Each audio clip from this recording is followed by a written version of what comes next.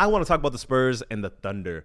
It seems to have this generational beef that is coming together to make a very interesting matchup when the season comes to an end, because of the OKC Thunder have been getting their back beat in due to the work of the Spurs. And it's weird. It's really weird, because of this whole year. Everyone's talking about, oh, this team is coming for vengeance. Everyone was calling their last championship fugazi because a bro went and tore his knee. They're talking about, oh no, this is actually, he's a foul baiter. Is Jada really a superstar? Is Chet worth the money? They don't really seem too well put together. But guess what? They were running the gauntlets, putting belt to butt. They were getting beat. They were beating some booty so bad, people started calling on the name of the 2017 Warriors. That's like he who will not be named, the team that terrorized a whole decade of NBA hoops, the team that literally changed the way that teams are able to not just draft, but pay their guys, is due to what that 2017 team did. The 2017 squad was so good, you could, in all honesty, just be like, you know what? No one needs to play the regular season. Warriors, and y'all figure out who's coming out in the East. Y'all figure out who's coming out to go get whooped by this team.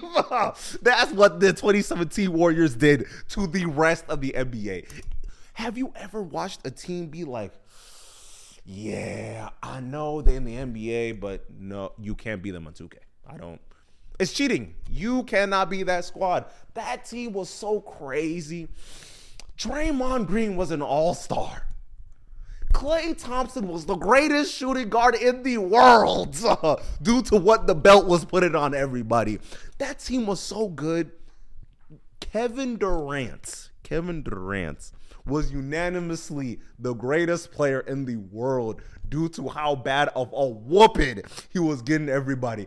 Kevin Durant was a DPOY candidate with the other DPOY candidate right next to him. And I don't even want to name that babyface assassin. Ooh, just a scary roster. And that was a team that was being compared to this 2025 OKC Thunder squad. And they got whooped. And it wasn't like, here's a buzzer beater here, here's a 5-point spread here, here is a undermining moves here by the coach that, and it's not like the refs made this dumb call that led to this dumb call, and that's how they hit the free throws to end the game. It's like, no, the Spurs just beat them. It got so bad that SGA was going on to press conferences like, yeah, if you lose to a team 3 times, they're just the better team. Whoa. I think that's everyone's freaking out. A lot is going on. A lot is worse. But beyond that, this Spurs team, I really like what they're made of, because it feels as if they're. You ever watch a team go all in, and you're like, wow, you're actually taking your all-time great serious. Because once you got Wemby on your squad, go ahead and compete. Yeah, go ahead and throw some money around. I'm gonna need that. I will really need it, bro. And not even to mention the way that this squad is like set up. The 3-guard lineup that they've been throwing around. At first, I thought it's like not really too necessary to be built upon, but I liked how they went and put Harper back on the bench and having him coming off 6-man role style and having him not only run the offense, but it seems like they're setting him up to be the starter once the playoffs starts. They're like, we are trying to initiate as much confidence as we can with you, because guess what? You're doing the one thing we ask of every rookie that comes onto the Spurs. He plays some defense, and he's like, oh yeah, we chairs, we sitting on that. And that's another thing. This roster's defensive prowess. Everybody can play some defense on this squad. And, if you can't play no defense, Guess what? Wemby's going to make you look like you playing all NBA caliber defensive work. And you could see how the gambling works, especially when you got a big guard like Castle, because of it's not that he makes mistakes. It's that he's trying to force you to take advantage of his mistake so you go and see that big man down there. You're going to watch him. And it's one of those things. It's like they're baiting him. No. They are baiting teams to try and get past the one to get a drop off for their center, try and like dunk it or get a lay in or something of that nature. And it's like, no. I see it coming. I'm playing chess. Y'all playing checkers. I'm playing 5D dimensional warthogs and Magic the Gathering. And y'all are sitting here playing tic-tac-toe. Y'all don't know what's going on. And as the games would go by, you're watching how SGA, there were some games where he would get anything that he wanted just off happenstance, where he's just the best player in the world. But then you're watching as everybody else is like, I don't know what's going on. They're moving fast. Why is everything a fast break? Wait, I forgot they have Harrison Barnes. Wait, they got, oh my God, Thiago. Is that Danny Green? And then everyone just forgets that they have De'Aaron Fox on that roster too. And it's one of those things where it's like, Cason Wallace used to be an anomaly where he would come on, be the fastest, hardworking guy, be able to get behind the D, where they just like forget about him. Is like, no, I see you. And the OKC Thunders, the way that they play their offense, they set it up so they get a majority of their buckets, or at least their role players do, get so much buckets off of the hustle plays. They're hustle superstars all across the board because they know, hey, if you're going to get on this court, you will sprint, because guess what? We have another guy that's coming up, and we have another guy that's coming up, and then guess what? Alex Caruso's coming in the game, and as you're watching them play, it's like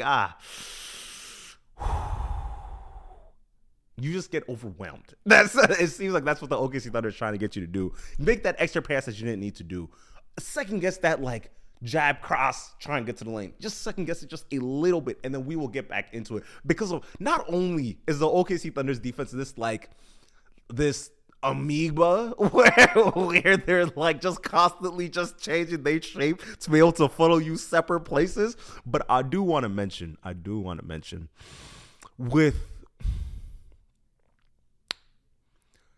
I've said this so many times, but when you have a superstar, a way to quantify how great they are is watching how easy, or watching the percentage of their second and third best player on their roster, see how their offensive, not just production, but their percentages also raise next to their superstar.